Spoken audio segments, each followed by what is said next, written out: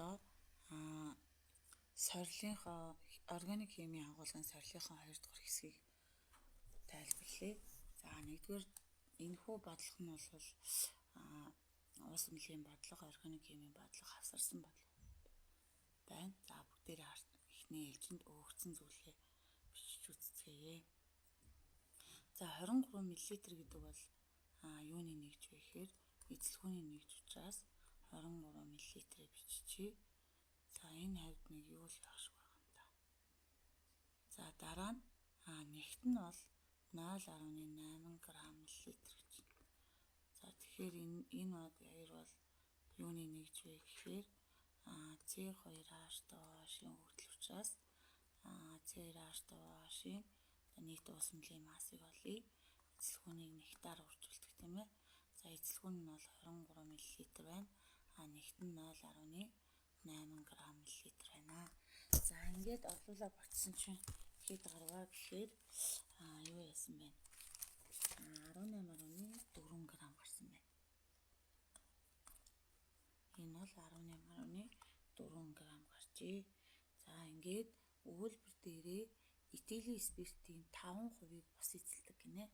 За тэгэхээр этилийн спиртийн концентрац нь нийтдээ бол 100% байж таарна. 5% нь ус байгаа юм чи 95% нь этилийн спирт байна гэсэн үг шүү дээ. Тий. Тэгэхээр C% тэнцүү ийм уусан бодисын массыгаа 100%-аараа үржүүлээд уус эмнэлгийн нийт масстай хаваадаг тий. За уусан бодис буюу этанолын одоо уусан бодисын массыг олохын тулд энд ийм уус эмнэлаараа өгөхөөр C%-ийг үржих нь том Q гэж зарим юунууд хүүхдүүд бол боддог. C%-ийг үржих нь том Q буюу уус эмнэлгийн нийт масс хуваах нь 100 гэдэг томьёонд тоорлуулна. C% нь бол 95%-ийн хүрэн хүчил гэсэн учраас үржих нь 18.4 г хуваах нь 100 гэж бодох нэ. За ингээд уусан бодисын массаа олохдоо 95-ыг тэргээр үржүүлээд тэрэнд хуваахаар 1700-ны 48 г. Энэ бол C2H2OH бүсгүй спиртийн юуны нь болж таарна. Усны массыг болохоор яаж болох вэ гэвэл уус эмнэлгийн нийт массаас цэвэр уусан бодис буюу спиртийн массыг асна. Тэгэхээр уус эмнэлгийн нийт масс нь 18.4 г-аас 1748 г-ыг хасчихаар цэвэр усны масс нь бол хэд байх вэ гэвэл 326 г ус байсан байна. Өөрөөр хэлбэл усны масс чинь зэрнээс дээр 18.4-ээс 1748-ыг хасгаар 0.42 юм байна. Би хариуг нь буруу гаргачих. Энд дээр буруу бичиж 0.92 юм байна. Грамм. Тэгээд өгүүлбэр нь юу гэсэн бэ гэхээр тэг таслал AB гэсэн учраас тэг нь энд байна. Тэгээ 92 гэдэг нь AB нь өөрөөр хэлбэл 92 байжээ. Металл натрийг спирттэй оруулалт ороход за энэ саяных бол нэгдүгээр хинээс спирт дагуулгач ба усны масс металл натрийг спирттэй оруулалт орно. Энэ бол нэгтгэнээс ялла. Энэ хоёр дахь шүү дээ. За натрийг спирттэй оруулалт орё. C2H2OH. За энэ нөхцөлд энэ устөрөгчийн оронд натри ирчдэг. Тэгэхээр C2H2O натри дээр нэмэх нь H2 гэдэг ийм бүтээгдэхүүн бодисыг бол үүсгэдэг. За тэгээд 0-ны цэвэр спиртийн масс нь бол хэд гэсэн бэ гэхээр 1748 г. Хэдэн грамм натрид уралд оруулсан бэ гэхээр 12 г. За одоо ингээд аль уралд орж байгаа 2 бодисын аль нэг хоёулаа мэдчихэж байгаа нөхцөлд аль нэг нь x-гээд хязгаарлагч оруулж байгаа болдог те грамм бага учраас 0-ын масс. За 2-ыг үржих нь 46 байдэн штэ. За одоо эндээс x олъё. За x грамм натрийг авчээ. 1748 г спирттэй уралд оржээ. 2-ыг үржих нь 23 г натрийг авчээ. 2-ыг үржих нь 46 г спирттэй уралд оржээ. X-а олохдоо тэрийг тэрэнд үржүүлээд тэрэнд хуваахаар хэд вэ гэхээр 874 г натрита уралд орж гэтэл 12 г натри орж гарсан байгаа шүү дээ. Тэгэхээр ийм илүүдэл натрийг болохдоо 12-аас 874 хасч чинь тэгэхээр илүүдэл натрийн хэд болсон бэ гэхээр 300-ны одоо энэ ячуу за 300-ны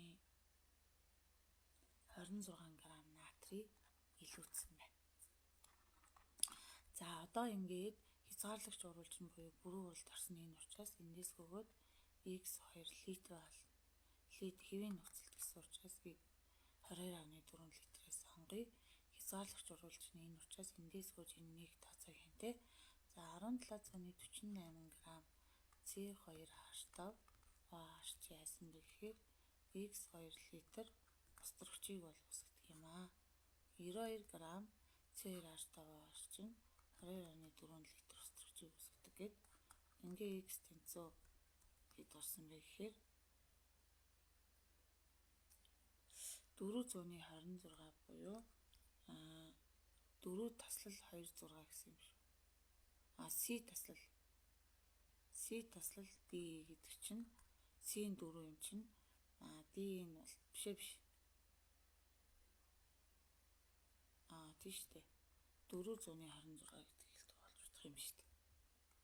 426 гэдэг. За 3 дахь нь металл натрийг устдаа оруулдаг гэсэн. Натрий дээр нэмэх нь ус. Тэнцвийн ус вэ гэвэл натрийн гидроксид дээр нэмэх нь острогч. За ер нь бол урлагийн тэгшэл бичсэн л бол заавал тэнцвүүлэх ёстой. За тэгээд илүүдэл натрийн энд уралд орсон байхгүй. 300-ны 26 грамм доотлолт нь 2-ыг үржих нь 23 грамм. За энэ x4 ч гэдэг юм уу. За x 22.4 литр гээд x4 болохын тулд 300-ны 26 чи x4-тэй тэнцвээ юм бол энэ нь 22.4-тэй тэнцвээ гээд x-ээ бодсон чи хэд гарсан бэ гэхээр 1 таслал 5 8 7 гарсан байна. Өөрөөр хэлбэл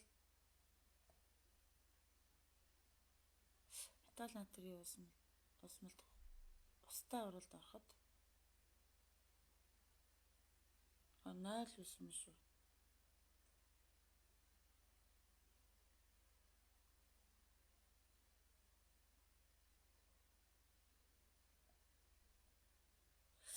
За тэгэхээр 0 байсан байна. Зөв. Тэгэхээр 5 9 гэсэн үг байхгүй юм чи. 0 биш. Өөрөөр хэлбэл F-ийн бол 59 гэсэн үг. За үржүүлж хуваах дээр үржүүлээд хуваад үзье. За үзээтгэе. За 300-ны 26-ыг хэдээр үржүүлэх вэ гэвэл 1-4-өөр үржүүлээд тэгээд 46-д хуваа. 1.58 зөв л шүү дээ. За дараа нь юу гэсэн бэ гэхээр хий нийт эзлэхүүнийг олоо гэж. За би острогчийн нийт одоо эзлэхүүнийг олохдоо энд байгаа острогч дээрээ 426 дээр 1.587 нэмэхээр 584 гарч ийн. Өөрөөр хэлбэл A чинь 8-тай тэнцвэр юм байна. За ингээд нэг ийм хэлбэрийн бодлого үүжээ. За дараагийн бодлого доор өгөгдсөн төрлүүдийг тохируул гинэ. За эхнийх нь бол гидрогенч гурвал гэж асуусан байна. Гидрогенч гэдэг нь острогчтой нэгдэх гурвалыг хэлдэг. За тэгэхээр острогчтой нэгдсэн гурвал хаана вэ? A тэнцүү острогчтой нэгдсэн гурвал байна. Энэ 8 байна. A тэнцүү 8 байж. D гидрогенч гэхээр острогчийг ялгаруулах гурвал гэсэн үг. Тэгэхээр энэ 1 байна. За дараа нь галогенч гурвал гэхээр галогентэй нэгдэх гурвалыг халцах. Галогентэй халцах гурвал хэлдэг шнэ. Тэгэхээр C тэнцүү 6. D галогенч гэдэг нь одоо бором 2 ч юм уу ямиг үүсгэнэ. D тэнцүү 7 юм байна. За тэгэхээр 2-2 дээр бол A8, B1, C, D7. Гидратац гэдэг нь устдаа нэгдэх гурвалыг хэлнэ. Устдаа нэгдэх гурвал энэ шүү дээ. Тэгэхээр A тэнцүү 4 юм байна. За F нь D гидратац гэхээр усыг ялгаруулах гурвалыг хэлж байгаа. F нь 5 юм байна. Энэ. За дараа нь гидрогалогенч гэхээр галогент острогчтой нэгдэх гурвалыг хэлж байгаа. Тэгэхээр G тэнцүү 2. За D гэдэг нь ялгаруулах. Гидро гэдэг нь H гэлгээнийг ялгаруулах буюу H тэнцүү 3 байна. За ингээд энийг бол сайхан бичиж тэмдэглэж авч байгаа цээжилнэ л гэсэн үг юм тестийг бол. За өрөөний температур шингэн төлөвтэй X нэгдэл нь 6818%-ийн нүүрс дөрвөгч ийм буюу ус дөрвөгч ийм буюу хөгжил дөрвөгч агуулдаг гэж. За томьёо олох бодлого байна. За энд чинь нэлийн юм бичиж таарах байхад зай байна уу? Байхгүй. За энэ дээр нэг зай гаргадах. За жоохон 2 дугаар хэсэг дээр жоохон хурдлал явчлаа. Тэгтээ